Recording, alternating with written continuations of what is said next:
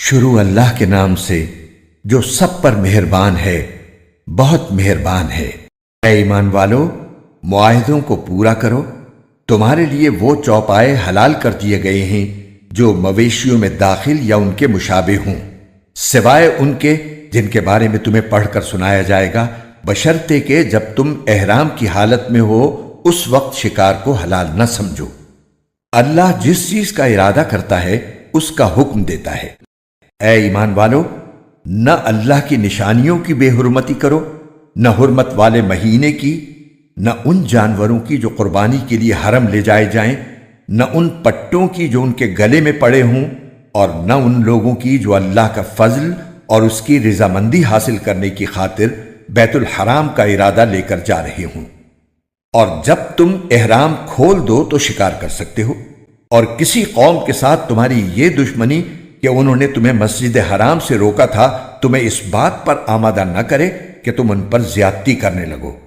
اور نیکی اور تقوی میں ایک دوسرے کے ساتھ تعاون کرو، اور گناہ اور ظلم میں تعاون نہ کرو، اور اللہ سے ڈرتے رہو، بے شک اللہ کا عذاب بڑا سخت ہے۔ تم پر مردار جانور اور خون اور سور کا گوشت اور وہ جانور حرام کر دیا گیا ہے جس پر اللہ کے سوا کسی اور کا نام پکارا گیا ہو، اور وہ جو گلا گھٹنے سے مرا ہو، اور جسے چوٹ مار کر ہلاک کیا گیا ہو، اور جو اوپر سے گر کر مرا ہو، اور جسے کسی جانور نے سینگ مار کر ہلاک کیا ہو، اور جسے کسی درندے نے کھا لیا ہو، الا یہ کہ تم اس کے مرنے سے پہلے اس کو ذبح کر چکے ہو۔ اور وہ جانور بھی حرام ہے جسے بتوں کی قربان گاہ پر ذبح کیا گیا ہو۔ اور یہ بات بھی تمہارے لیے حرام ہے کہ تم جوئے کے تیروں سے گوشت وغیرہ تقسیم کرو۔ یہ ساری باتیں سخت گناہ کی ہیں۔ آج کافر لوگ تمہارے دین کے مغلوب ہونے سے نا امید ہو گئے ہیں، لہذا ان سے مت ڈرو اور میرا ڈر دل میں رکھو۔ آج میں نے تمہارے لیے تمہارا دین مکمل کر دیا، تم پر اپنی نعمت پوری کر دی، اور تمہارے لیے اسلام کو دین کے طور پر ہمیشہ کے لیے پسند کر لیا، لہذا اس دین کے احکام کی پوری پابندی کرو۔ ہاں، جو شخص شدید بھوک کے عالم میں بالکل مجبور ہو جائے اور اس مجبوری میں ان حرام چیزوں میں سے کچھ کھا لے، بشرطے کہ گناہ کی رغبت کی بنا پر ایسا نہ کیا ہو، تو بے شک اللہ بہت معاف کرنے والا بڑا مہربان ہے۔ لوگ تم سے پوچھتے ہیں کہ ان کے لیے کون سی چیزیں حلال ہیں۔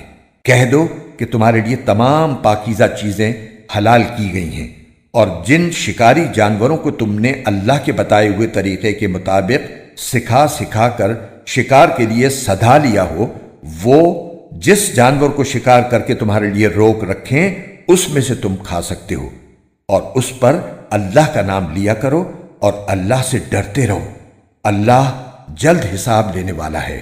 آج تمہارے لیے پاکیزہ چیزیں حلال کر دی گئی ہیں، اور جن لوگوں کو تم سے پہلے کتاب دی گئی تھی ان کا کھانا بھی تمہارے لیے حلال ہے، اور تمہارا کھانا ان کے لیے حلال ہے۔ نیز مومنوں میں سے پاک دامن عورتیں بھی اور اہل کتاب میں سے پاک دامن عورتیں بھی تمہارے لیے حلال ہیں، جبکہ تم نے ان کو نکاح کی حفاظت میں لانے کے لیے ان کے مہر دے دیے ہوں، نہ تو بغیر نکاح کے صرف ہوس نکالنا مقصود ہو اور نہ خفیہ آشنائی پیدا کرنا۔ اور جو شخص ایمان سے انکار کرے اس کا سارا کیا دھرا غارت ہو جائے گا، اور آخرت میں اس کا شمار خسارہ اٹھانے والوں میں ہوگا۔